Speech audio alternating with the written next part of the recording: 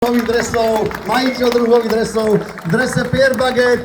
Peter Sagan prichádza so svojím tímom na pódium a do záverečnej etapy potvrdiť svojím podpisom, že nastupuje do dnešnej záverečnej etapy, ktorá končí na Čí. Peťo, ideš! S úsmevom dobre naladený, Peter, po včerajšku pohoda? Plus minus. Tie kremnické kopce určite dali zabrať, takisto Štúrec donovali, ale poznal si, do čoho ideš, volil si nejakú špeciálnu taktiku o prežitie, alebo si to bral tak, že ako bude, tak pôjdem?